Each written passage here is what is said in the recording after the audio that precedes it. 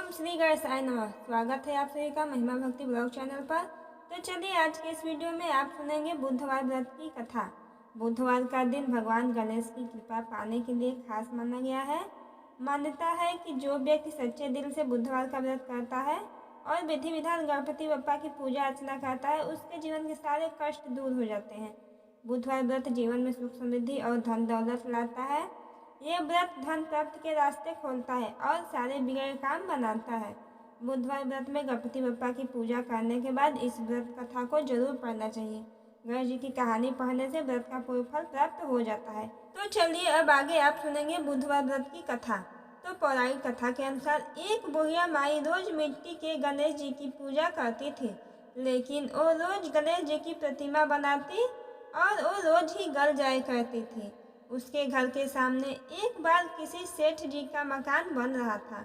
बुढ़िया माई ने मकान बनाने वाले कारीगर से बोला, भाई मेरे मिट्टी के बनाए गणेश जी रोज गल जाते हैं, आप मुझे कृपा करके पत्थर से एक गणेश जी बना दो, आपकी बड़ी कृपा होगी। तब मकान बनाने वाला कारीगर बोला, माई जितनी देर में हम तुम्हारे लिए गणेश जी बनाएंगे उतनी देर में हम दीवार पूरी कर देंगे।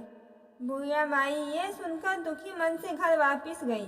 दीवार पूरी करते करते शाम हो गई, लेकिन दीवार पूरी न हो सकी। कारीगर जितनी बार दीवार बनाता उतनी बार दीवार टेढ़ी हो जाती थी। शाम को सेठ जी जब आए तो उन्होंने कहा, आज तुम लोगों ने कुछ काम नहीं किया।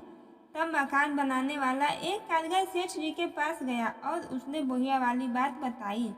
तब सेठ जी बुढ़िया माई के घर गए और उसने कहा कि माई तुम हमारी दीवार सीधी कर दो, हम तुम्हें एक सोने के गणेश जी बनवा कर दे देंगे।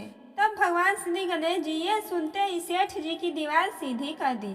तब सेठ जी ने बुढ़िया को सोने के गणेश जी बनवा कर दे दिए। हे विनायक जी महाराज, जैसे आपने सेठ जी की दीवार सीधी करी वैसे ही हमारे भी सभी कार्य सीधे करना। तो दोस्तों हमारी बुधवार व्रत की पहली कथा समाप्त होती है। अब हम आपको दूसरी कथा सुनाएंगे।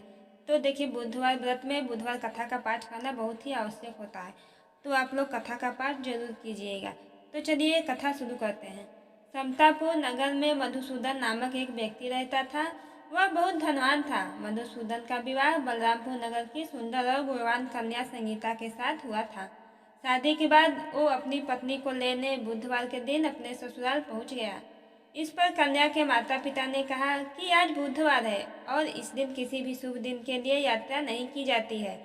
इस पर मधुसूदन ने कहा कि वो इन सब बातों पर विश्वास नहीं करता है और अपनी पत्नी को लेकर चला गया। दोनों कुछ दूर ही चले थे कि उनकी बैलगाड़ी का पहिया टूट गया। वहां से दोनों ने पैदल यात्रा शुरू कर दी। इस बीच उसकी पत्नी को प्यास लगी तो वो उसे एक पेड़ की छांव में बैठाकर पानी लेने चला गया और जब वापस लौटा तो उसने देखा कि उसकी पत्नी के पास उसकी शक्ल जैसा ही एक व्यक्ति बैठा हुआ है। संगीता भी उसी शक्ल के दो लोग देखकर हैरान हो गई। उसके बाद उन दोनों व्यक्तियों में युद्ध होने लगा कि कौन सच्चा है और कौन झूठा बोल रहा है। इस पर शोर से आसपास कई लोग जमा हो गए और उन्होंने सिपाही को बुलाकर उन्हें नगर के राजा के सामने ले गए। राजा भी उन दोनों में अंतर नहीं कर पाया और संगीता भी नहीं पहचान पा रही थी कि उसका पति कौन है। राजा ने दोनों को ही कारावास में डाल देने की सजा सुनाई। सजा सुनकर मधुसूदन घबरा गया और भगवान से प्रार्थना करने लगा कि उसे किन पापों की सजा मिल रही है।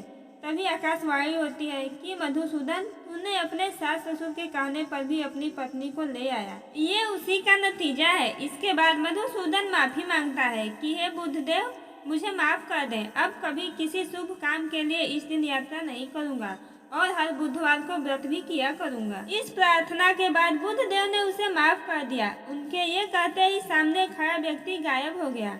राजा और सभी लोग इसे देखकर हैरान हो गए। इसके बाद राजा ने मधुसूदन और उसकी पत्नी को सम्मान के साथ विदा किया। कुछ दूरी पर ही उन्हें बैलगाड़ी मिल गई और दोनों अपने राज्य की तरफ चल दिए। इसके बाद मधुसूदन और उसकी पत्नी हर बुधवार को विधि के साथ व्रत करने लगे और इसके बाद दोनों सुख के साथ अपना जीवन यापन करने लगे। तो दोस्तों हमारी ये कथा समाप्त होती है। यदि आप लोग बुधवार व्रत करना चाहते हैं तो इस दिन सुबह जल्दी उठकर घर की साफ सफाई और स्नान आदि करके भगवान गणेश जी और बुधदेव की पूजा करें, दीपक जलाएं, आरती करें। इस दिन हरे रंग के वस्त्र पहनना शुभ माना जाता है। भगवान गणेश को आप हलवा, बेसन के लड्डू या पंजीरी का भोग आप लगा सकते हैं। तो दोस्तों, हमारी बुधवार व्रत की कथा समाप्त होती है। आपको हमारी ये कथा अच्छी लगी हो तो वीडियो को लाइक करके चैनल को सब्सक्राइब जरूर कीजिएगा।